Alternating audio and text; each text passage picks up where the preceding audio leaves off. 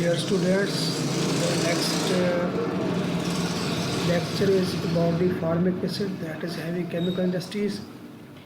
थोड़ा सा इसके बारे में जो इंट्रोडक्शन होता है वो असल में इसकी हिस्ट्री होती है। फॉर्मिक एसिड एक सिंपल कार्बोक्सिलिक एसिड है और ये हमेशा डाइमर फॉर्म में रहता है, यानी कि अकेला एक मॉलिक्यूल नहीं रह सकता। आपस में मॉलिक्यूल हाइड्रोजन बॉन्डिंग के ज़रिए डाइमर स्टेज में सॉलिड फॉर्म में रहते हैं अपने आप को स्टेबलाइज करने के लिए। पहले तो ये बात है। सेकेंडली, इसका जैसे कि नाम है फॉर्मिक, तो इसको 15वीं सेंचुरी में तो साइंटिस्ट ने सबसे पहले इसको जॉन रे ने जो आर्ट्स हैं उसमें से इसको सेपरेट किया। उसका विनोम जो स्ट्रिंग होता है, चूचू का डंग, जो उनमें इसको कंसेप्ट था कि इसके डंग के अंदर जो पॉइजन है वो फॉर्मिक एसिड है। तो सबसे पहले इस जॉन रे ने क्या किया कि बहुत सी आर्म्स को डिस्टिल किया। उन्होंने अपने आप को डिफेंस के मैकेनिज्म के तौर पे ये फॉर्मिक एसिड रिलीज़ किया, तो वहाँ से उसने इसको गेट किया डिस्टिलेशन तरीके से। लेकिन ये एक स्टार्ट का है। इसके बाद ये लूसिक्स साइंटिस्ट है जोसेफ, उसने हाइड्रोक्लोरिक एसिड से बनाया। इसके बाद ब्रेथलेट आता है, तो इसने 18वीं सेंचुरी में इसको और मॉडिफिकेशन के ज़रिए कार्बन मोनोऑक्साइड से मॉडिफाई किया। किसी ने HCl से, किसी ने CO2 से, किसी ने इसको फार्मिक, क्योंकि ये लफ्ज़ फार्मिक एसिड लैटिन ज़बान फार्मिका, लैटिनी ज़बान में चूटू कहते हैं, तो उसी के नाम से इसका नाम फार्मिक एसिड बन गया।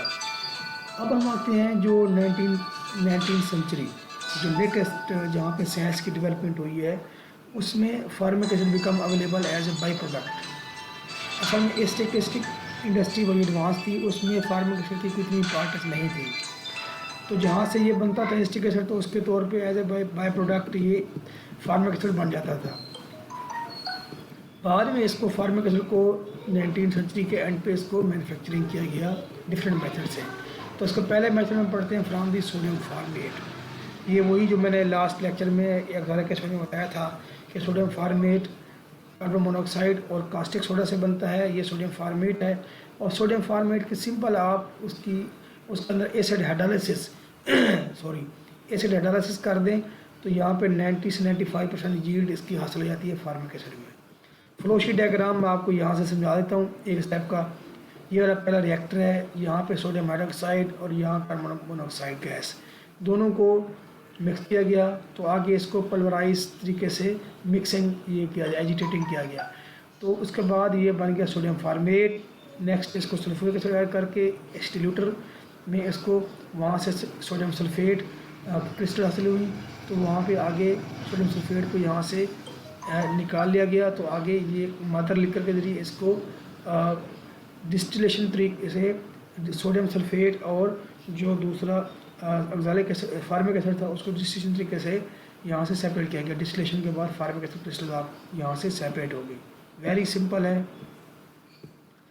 इसका और मेथड प्रोड्यूसर गैस से भी है कि आप प्रोड्यूसर गैस से भी बना सकते हैं। Producer gas carbon monoxide and hydrogen gas का मिक्सचर होता है एंड डिल्यूट सोडियम हाइड्रोक्साइड, फिर उसी में भी सोडियम फॉर्मेट बनता है।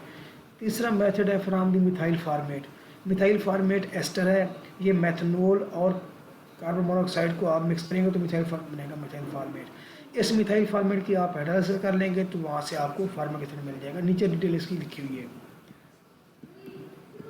बाई प्रोडक्ट से भी हासिल कर सकते हैं in the manufacturing of acetic acid. Acetic acid की जो बाई प्रोडक्ट्स है उससे भी हासिल हो सकता है, जो catalytic oxidation of paraffin hydrocarbon formic acid is obtained as a by product. Some companies also recovers formic acid from the wood pulp cooking waste, wood pulp के जरिए भी करते हैं। इंजीनियरिंग एस्पेक्ट इसका भी है कि effect of acid concentration, the addition of the concentrated sulphuric acid to dry sodium formate result in quite extensive decomposition. तो कहते हैं कि आप जब ये सोडियम फॉर्मेट बनता है तो इसकी ड्राई स्टेट इसकी स्लरी बनाएं। स्लरी इसकी थोड़ी सी यानी कि लिक्विड फॉर्म में स्लरी बना के पेस्ट बना के उसके अंदर ऐड करें।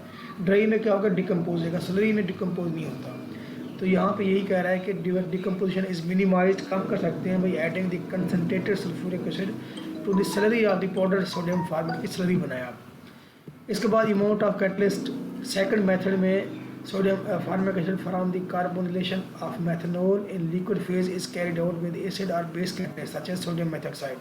The amount of the water and CO2 in starting material must be minimized because they cause deactivation of catalyst. Sodium methoxide यहाँ पे कैटलिस्ट है, आप इसमें वाटर और CO2 कम लेंगे क्योंकि उसको डीएक्टिवेट करता है। थर्मोडायनामिक एंड किनेटिक एस्पेक्ट, इसके थर्मोडायनामिक्स में उसकी होगी हीट और इसका जो रेट ऑफ रिएक्शन है उसके बारे में यहाँ पे कैटलिटिक रिएक्शन स्टिशियोमेट्रिक कैलकुलेशन के परसेंटेज के लिहाज से कितनी कैलकुलेशन है इसमें आप यहाँ से रीड करें। प्रॉपर्टीज़ लिखी हुई है यहाँ पे। यूजेज इसका बड़ा इंपॉर्टेंट है। तो यूजेज में formic acid is used as a preservative and antibacterial agents in life stocks. Life stock की जो फीड है उसके अंदर इसको इस्तेमाल करते हैं। वैसे तो आजकल ये जो हमारा मिल्क 2 नंबर दूध है उसके अंदर भी इसको इस्तेमाल किया जा रहा है, फार्मालिन को, फार्मिक एसिड को। Second, in the production of the leather including tanning. जो टैनिंग इंडस्ट्रीज़ है जहाँ पे लेदर बनता है उसके अंदर भी डाइंग फिनिशिंग में फार्मिक एसिड का इस्तेमाल है, टेक्सटाइल में का एस्टिक नेचर में। तीसरा, इसका एज ए कोआगुलेंट है in the production of the रबड़। रबड़ के अंदर कोआगुलेंट के तौर पर इस्तेमाल होता है, उसको कोआगुलेट करता है। चौथा, in place of mineral acid and various cleaning products such as lime scale remover and toilet bowl cleaner. जो स्केलिंग है और जो हमारा टॉयलेट है क्लीनर उसमें अंदर भी इस्तेमाल होता है ये हार्पिक के अंदर। As a miticide against the tracheal mite, again miticide के तौर पे है, जर्म कश है। और इसके अलावा HPLC के अंदर कैपरी इलेक्ट्रोलिसिस का इस्तेमाल होता है। Treatment of formic acid with sulphuric acid as a convenient source of carbon monoxide as a decomposer by sulphuric acid. तो ये इसके यूजेस थे। थैंक यू, अल्लाह हाफिज़। इंशाल्लाह नेक्स्ट 1-2 इंडस्ट्री रहेगी हैं वो हम नेक्स्ट लेक्चर में करेंगे।